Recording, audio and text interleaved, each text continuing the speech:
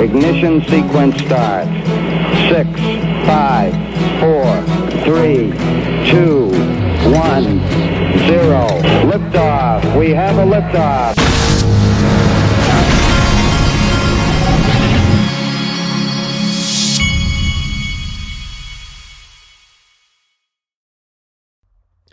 Hey everybody, this is the Digital Asset Investor, and happy Father's Day to all of you fathers out there.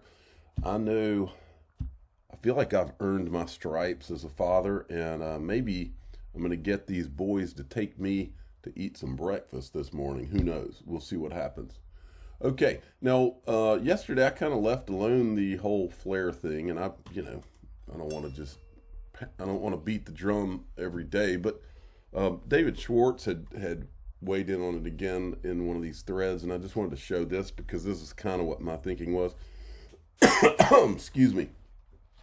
He says here, so this person had said, your taxes are your responsibility, not flares. I agree. Add another option so people scared of the tax man can opt out and not receive any spark. If you opt out, you get nothing. If you stay in, you wear the tax implications. Okay, I get it. But David Schwartz says the problem is if you assume that people make the most rational choice for their own self-interest, which they do, that option produces extensive selling pressure over a longer term, possibly worse for everyone. So here's the problem, and this is based on the people I've talked to for myself, not for you, for me. Okay, you talk to your own accountant. I'm not an accountant, not a lawyer, not a financial advisor. I'm just telling you based on my conversations for myself what I've been told.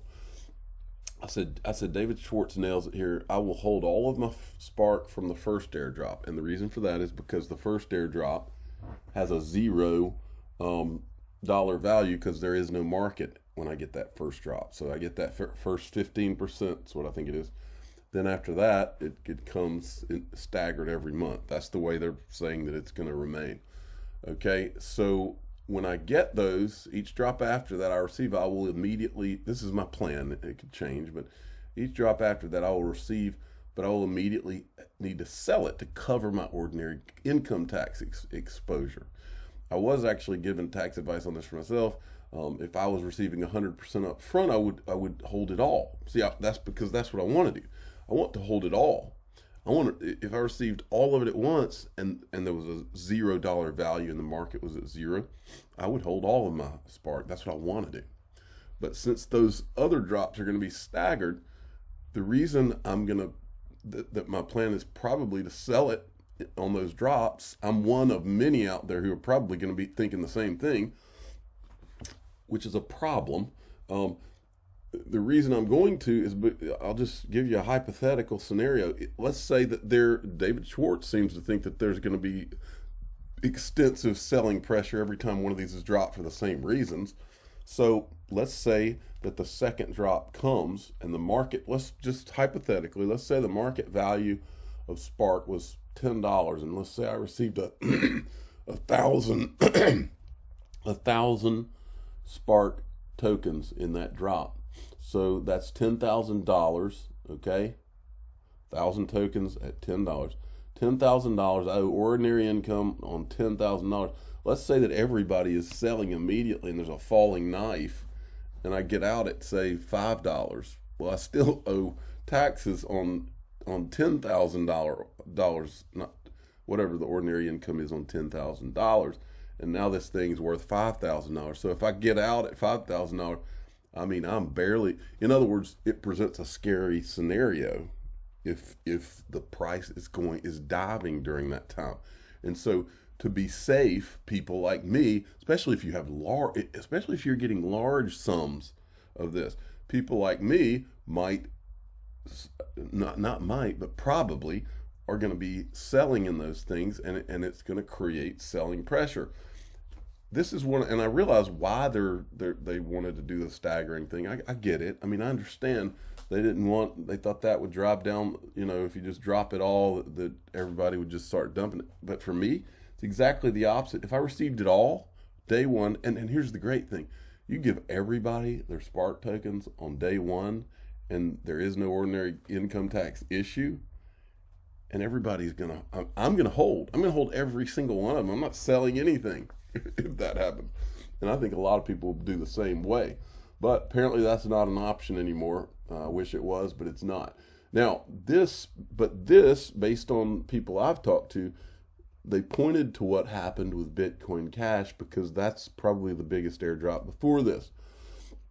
And I said, this is a very interesting read, because everybody's saying, well, nobody's put anything out. Well, actually, the IRS did put things out on Bitcoin Cash and the hard fork. This is a very interesting read directly from the IRS regarding Bitcoin Cash hard fork. Everyone should read this because it gives great insight into how they see things. Okay, and this was an actual memorandum from the IRS back in 2021. Okay, back in 2020.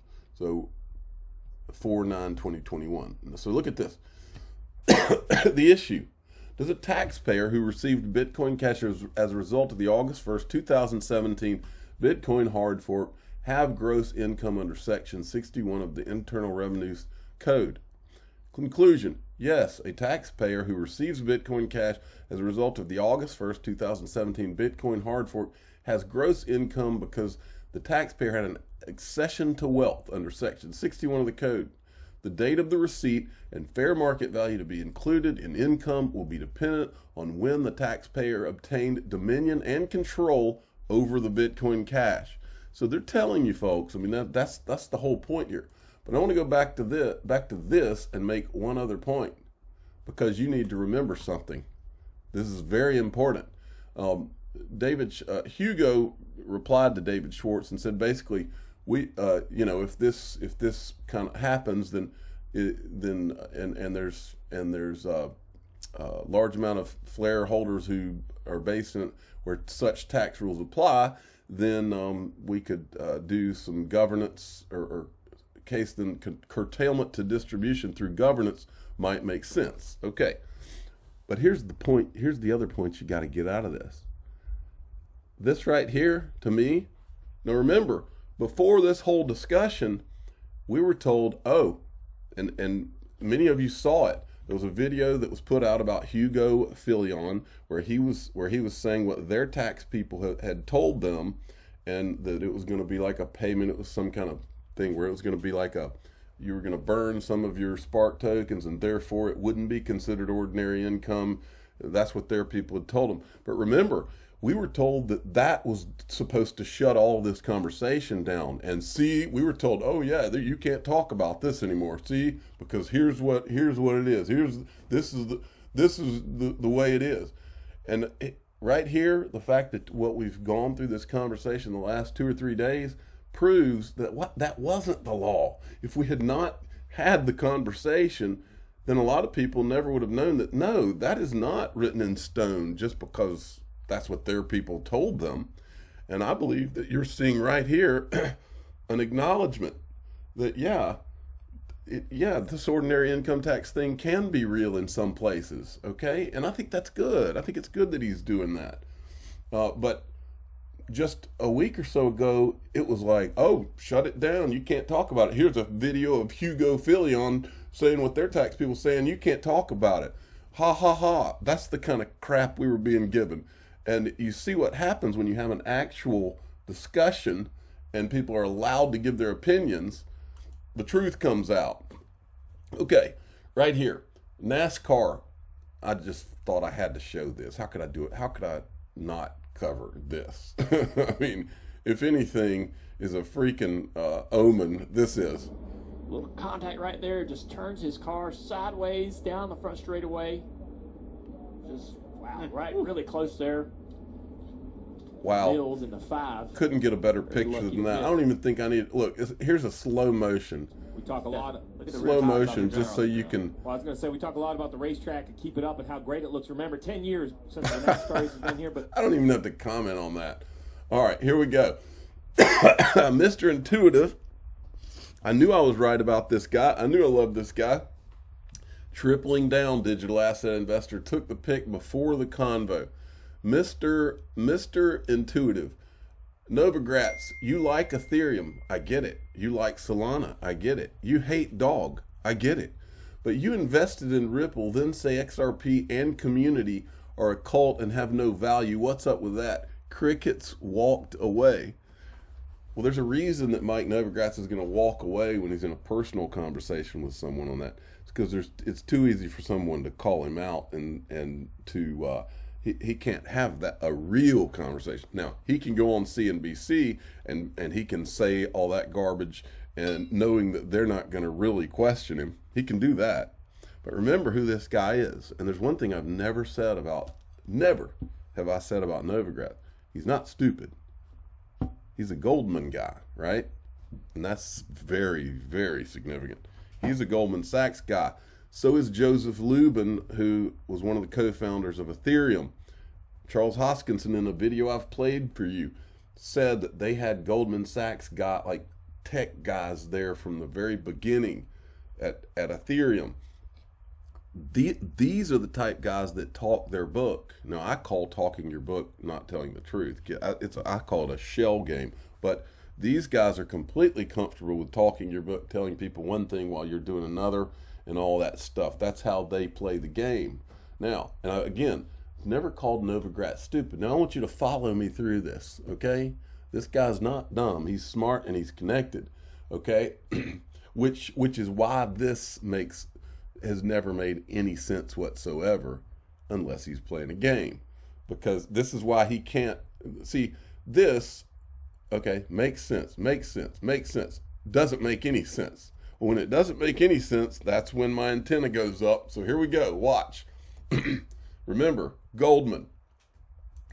Then we've got this. So the last 24 hours, China is kicking out more than half of the world's Bitcoin miners. And a whole lot of them could be headed to Texas. At the same time, they're not saying anything about the Ethereum miners. What about those miners, you know? And I said, there are no coincidences. Interesting that Ethereum mining crackdown is not in the CNBC headline yet. At the same time that China's cracking down on Bitcoin miners, this headline's coming out. Goldman Sachs expands Bitcoin futures, trading with Galaxy Digital. That's Mike Novogratz's firm. Promises Ethereum futures next, okay? Then when you hear and I want this, you need to be reminded of too. This week, this came out. Bitcoin is a fail for retail investors. Goldman Sachs team warns.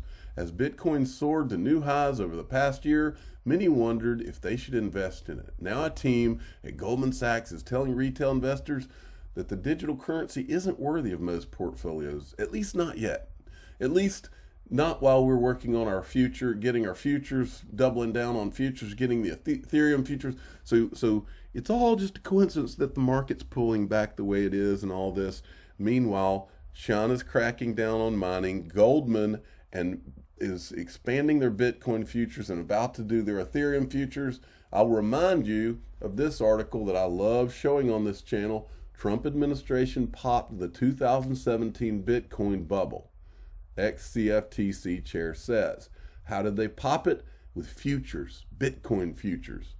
Look, here's the quote. The CFTC staff handled it strictly on procedural grounds, but at the leadership level, I communicated with Treasury Secretary Steve Mnuchin, Goldman, and NEC Director Gary Cohen, Goldman, and we believed that should Bitcoin futures go forward, it would allow institutional money to bring discipline to the value of the cash market, Giancarlo told CoinDesk, and that's exactly what happened. Okay? This is how they bring discipline to the market. I wonder, here's what I've always wondered, when they bring discipline to the market, I wonder if Goldman's ever in there making any money when they, I wonder if Goldman ever finds out that they're going to bring discipline. I wonder if Gary Cohen talks to any of his Goldman buddies when they're talking about bringing discipline. I wonder if any of these guys talk to each other on Wall Street. Well, what does he think of Bitcoin? I've shown you an article before where he says it's not going to be Bitcoin. Remember, Gary Cohen, Goldman freaking Sachs. Here, look. Gary Cohen, it does feel to me, this is when he was the president and COO at Goldman Sachs. It does feel to me that China is going to weather this. And so the world is looking for a leader to growth. It can't just be the United States that leads growth. it's also got to be China. So he's a guy who believes it's got to be both, right? Watch. Bitcoin has been on a tear. How bullish are you on Bitcoin and cryptocurrency? This, by the way, this is from November 30th, 2020. It's not some recent thing. How much do you believe they will fundamentally transform our economy? When we talk about blockchain, we can come back and talk about the infrastructure. That's the highways and the pipes that are necessary for Bitcoin, but they're necessary for many other applications. And I think they're very useful, and I'm very bullish on that. When you talk about Bitcoin in itself, I don't have a strong opinion on Bitcoin. In essence, I'm not a strong believer in Bitcoin. It is a developing asset, potentially. And for all the reasons it's a strong developing asset class, it may fail. Remember, part of the integrity of an asset class, or part of the integrity of a system, is knowing who owns it, and knowing who has it, and knowing why it's being transferred. And is it being used for legitimate causes? Is it being used for good? Or is it being used for illegitimate causes? Is it being used in corrupt practices and corrupt ways? The Bitcoin system today has no transparency to it. So there are a lot of people that question, why would you need a system that does not have an audit trail, does not have integrity? You don't know who owns it. You don't know exactly how much exists today, how much has been mined, how much has been lost, how much has been thrown away on hard drives because they don't exist anymore. So it lacks some of the basic integrities of a real market. That guy is one of the most powerful people in the world, folks. That guy, you better believe he knows Novogratz and all of them. Novogratz is no dummy either. Novogratz knows everything that he just said and walks around, all he talks about is Bitcoin. And that, my friends, is called talking your freaking book. That guy that you just watched was in the room with Steve Mnuchin and freaking Giancarlo when they decided to, quote, bring discipline to the market, and it crashed the entire market. And now you're watching Goldman and all this weird stuff going on. Well, I'll remind you of one other thing. Remember how I've told you on this show before that my hunch is that these global, we've shown you Lagarde. We know that Janet Yellen is in the same groups, runs in the same circles as the globalist types like Lagarde and all of them. This guy right here is one of them. They're all in the same club, folks. And the Goldman Sachs is at the very center of all this stuff. Just like my father, the official father of the digital asset investor, says, nothing happens without Goldman Sachs and JP Morgan, and they're right in the middle of all this stuff. So what is the he just told you all the reasons that Bitcoin is not going to be what this financial system is built around. There's many reasons. They're obvious reasons to business people. But here's the other thing. Remember the mining issue, folks. Remember the mining issue, because I've told you. I think you don't have to be able to control Bitcoin if you can tax it. It's not a coincidence that you're hearing about all these carbon emissions and carbon neutral by 2030. That's not a coincidence. These people are I'm telling you, you write it down. They're going to put a carbon tax on Bitcoin mining. Write it down. You think that sounds crazy? Well, he was in the Trump administration, and look at what they said on his Wikipedia page. Under the Trump administration, Cohen was cited by the press as a supporter of globalism and was given nicknames such as Globalist Gary and Carbon Tax Cohen. The Goldman guy, they all know, folks, and this falls right into this. Michael at VAL5 links, institutional money moving to Cardano and Stellar as Bitcoin and Ethereum take a, quote, breather, okay? I believe you're going to see a transition, and I think it's going to happen as Ethereum transitions to 2.0. I think Bitcoin is going to get the smackdown with some kind of carbon tax. That's where I think this is going. I could be wrong, but that's where I think this is going. And I think all these Goldmans and JP Morgans, I think they all know how this is going to play out. But this is an article by Coin Shares, okay? Institutional money's moving to Cardano. In other words, the smart money is moving towards these protocols that are going to be involved in changing the financial system. And it's not going to be Bitcoin. In a new report on digital asset markets, CoinShares unveils that while many assets are bleeding institutional money, ADA and XLM are receiving positive inflows from big investors. That's because they know. Now look, don't quote me, but I'm almost 1,000% sure that it was CoinShares. I could be wrong, but I think CoinShares is run by a guy named Daniel Masters. And who was he married to? Blythe Masters. And who is Blythe Masters? She's the one that created credit default swaps. Where? JP Morgan. Literally one of the people responsible for what happened in the financial crisis. She cleaned up the mess, and then where does JP Morgan dispatch her? To go work on digital assets.